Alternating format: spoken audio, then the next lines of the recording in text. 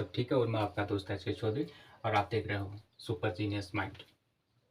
दोस्तों आज हम पढ़ेंगे नहीं, आज हम बात करेंगे जो कॉल साहित्य कई बंदों की कि सर पढ़ाई कब करें, दिन में करें या रात में करें या कैसे करें पढ़ाई, तो इसी पे करेंगे हम आज चर्चा। अगर नए हो तो चैनल को सब्सक्राइब कर लीजिएगा और कंप्लीट वीडियो को वॉच कंप्लीट कीजिएगा क्योंकि आपके लिए बहुत यूजफुल होने वाला है ये वीडियो। सबसे पहले देखिए आप कि सर हर स्टूडेंट जो कंपटीशन की तैयारी करता है, चाहे किसी भी एग्जाम की तैयारी करता हो, उसके दिमाग में ये क्वेश्चन फर्स्ट में ही आता है। जैसे किसी भी डिपार्टमेंट की तैयारी करता हो तो उसके दिमाग में पहला क्वेश्चन यही आता है कि मैं इसकी तैयारी कैसे करूं। जैसे कि कोई राजस्थान पुलिस की करता है, कोई पटवारी की करता है, कोई ग्राम सेवक की करता है, कोई रीट की करता है, कोई फर्स्ट ग्रेड की करता है, कोई दिल्ली पुलिस की, कोई आर्मी की, कोई BSF, CISF, ITBP, CRPF, IC जो central reserve police force CISF की करता है। हर किसी भी डिपार्टमेंट की तैयारी करता है तो उस लड़के या लड़की या जो स्टूडेंट है उसके दिमाग में सबसे पहला क्वेश्चन यही आता है कि मैं इसकी तैयारी कैसे करूं। देखिए आपने कई बार ऐसे बंदों को या ऐसे लड़के लड़कियों को देखा होगा कि वो कम समय में एक अच्छी तैयारी करके आपके साथ ही तैयारी करते हैं और आपके साथ ही वो तैयारी करते हैं, लेकिन आपने इस चीज़ को ध्यान दिया होगा कि वो आपसे कम पढ़ते हैं लेकिन आपसे पहले वो जॉब लग जाते हैं। इसका कारण क्या है? जैसे कि हम एक छोटा सा उदाहरण राजस्थान पुलिस का ही लेंगे।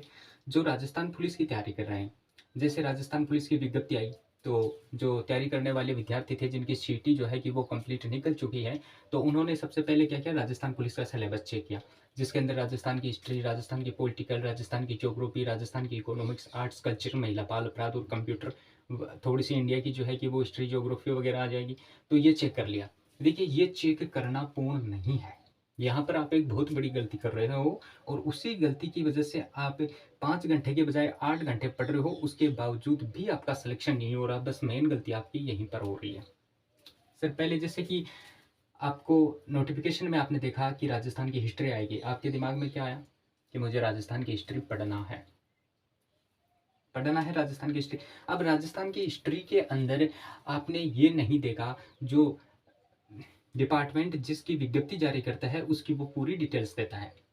तो आपने जैसे हिस्ट्री का ले लिया कि हिस्ट्री के अंदर क्या है या ज्योग्राफी के अंदर क्या है, तो आपने दे लिया जैसे राजस्थान के अंदर हिस्ट्री आएगी राजस्थान पुलिस के अंदर, तो आप हिस्ट्री पढ़ने लग जाते हो। और टोटल हिस्ट्री जो भी आपके लिए यूजफुल है या यूजफुल नहीं है, लेकिन आप उसको भी साथ साथ में जो है कि वो पढ़ते चले जाते हो और आपको जो है कि वो चीज़ें ज़रूरी नहीं है लेकिन फिर भी अपने उन चीज़ों को अपने दिमाग में गाल लेते हो। इसकी वजह से जो ज़रूरी चीज़ें हैं वो आप नहीं ले पाते, इसकी वजह से आपका पेपर नहीं निकल पाता है। तो सबसे पहले ज़रूरी चीज़ क्या है, जैसे कि राजस्थान पुलिस के आपने कोई भी चैप्टर उठाया, जैसे कि हिस्ट्री आपने चैप्टर उठाया, तो सबसे पहले आप उसके अंदर ये देखिए कि हिस्ट्री के अंदर कौन कौन से चैप्टर दिए गए हैं। हिस्ट्री का मतलब ये नहीं है कि आप राजस्थान की पूरी हिस्ट्री पढ़ लोगे। सबसे पहले उसके अंदर जाके डीपली आप ये देखिए कि राजस्थान हिस्ट्री के अंदर कौन कौन से चैप्टर जो हैं इस एग्जाम के अंदर इन्वॉल्व किए हैं। फिर उन चैप्टर के वाइज क्वेश्चन दिए हुए हैं कि इस चैप्टर से कितने क्वेश्चन आएंगे। जैसे राजस्थान के मेवाड़ है तो आप ये तो वो नहीं देगा कि मेवाड़ से कितने क्वेश्चन आएंगे, लेकिन सबसे पहले आप जो पीछे 2 या 3 साल की एग्जाम लगी हैं, 2 या 3 बार जो एग्जाम लगी हैं, उनके बारे में आप थोड़ी सी रिसर्च कीजिए कि जैसे अभी एग्जाम लगी पिछले वर्ष और इससे जो पहले लगी थी उसमें मेवाड़ के इतिहास से कितने क्वेश्चन आए हैं। 2 क्वेश्चन आए हैं, 3 आए हैं, 5 आए हैं, ये आपको नहीं पता क्योंकि आपने ये चीज़ देखी नहीं। बस गलती आप लोग यही करते हो, तो आपने ये देखी नहीं।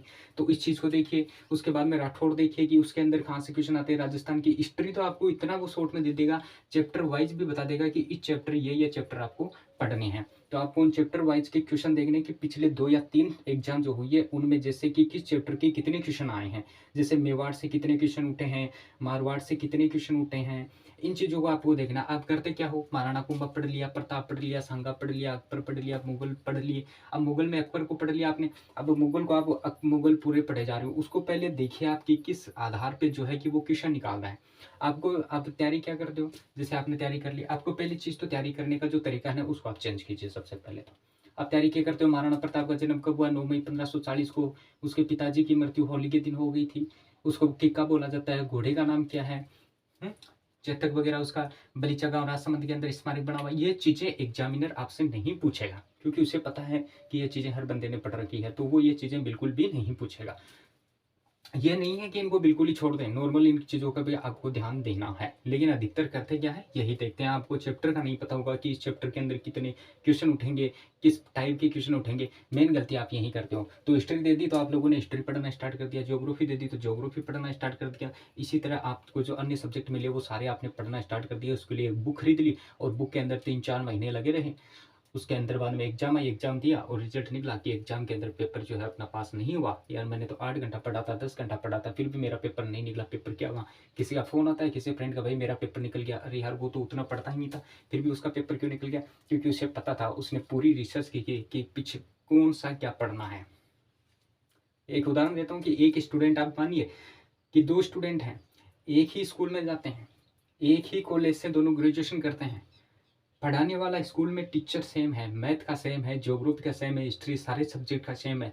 ग्रेजुएशन करने के बाद में एक बच्चा 15 घंटे पढ़ता है और एक बच्चा 10 घंटे पढ़ता है। 15 घंटे पढ़ने वाला बच्चा लगता है राजस्थान पुलिस कांस्टेबल के अंदर, और 10 घंटे पढ़ने वाला बच्चा कहाँ लगता है?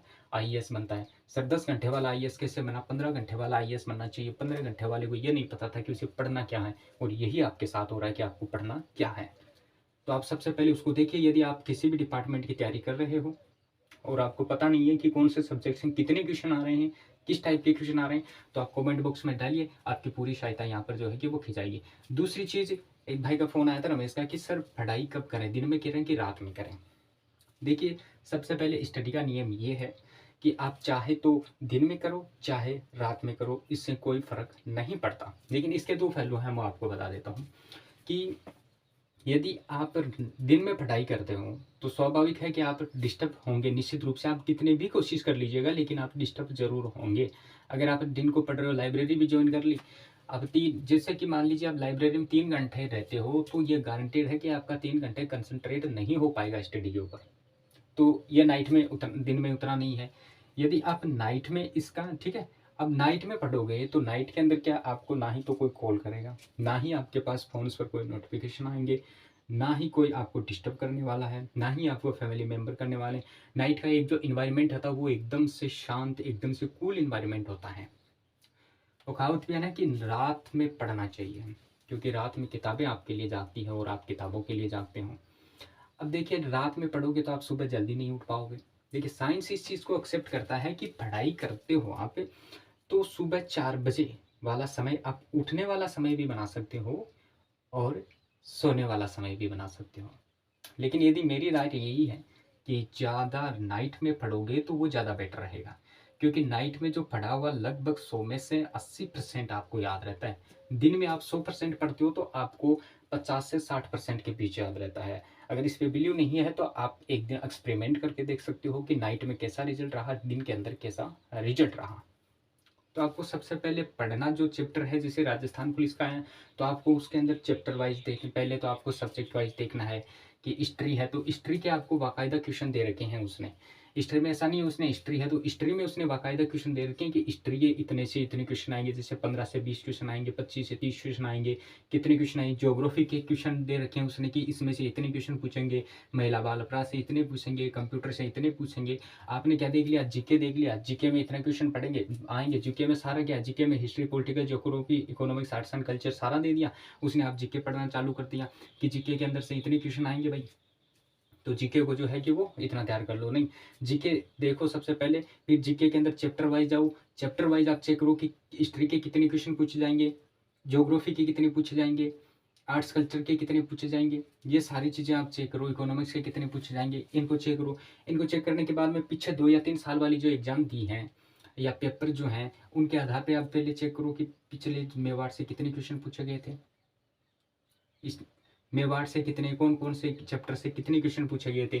2 क्वेश्चन पूछे गए थे, 3 क्वेश्चन पूछे गए थे। जिस चैप्टर से ज़्यादा क्वेश्चन पूछे गए हैं उसी चैप्टर को आप ज़्यादा टाइम देना है। ऐसा नहीं है कि आपने राजस्थान पुलिस को मतलब आपने पेपर दे दिया तो आपने हिस्ट्री पूरी पढ़ना चालू कर दी। आपने कालीबंगा से लेके आधुनिक भारत तक, आपने राजस्थान के एकीकरण तक सारा सब कुछ पढ़ लिया। आप ना ही तो वो कंप्लीट कर पाओगे सारा, क्योंकि आप अगर इसको एक बार 2 बार अगर आप रिवीजन भी कर लेते हो तो भी आपको लगभग 40 से 50% याद होगा और 40 से 50% याद होने पर पेपर आप नहीं निकाल सकते। इसके लिए फालतू की चीज़ें पढ़ना बंद करो, वही चीज़ें पढ़नी है जो कि आपके एग्ज़ाम के लिए ज़रूरी हैं, जो आपकी मदद कर सकती है, जो आपको एग्ज़ाम निकलवाने के लिए ज़रूरी चीज़ें हैं, वही आपको पढ़ना है। फालतू की चीज़ों पर आपको बिल्कुल भी ध्यान नहीं देना है।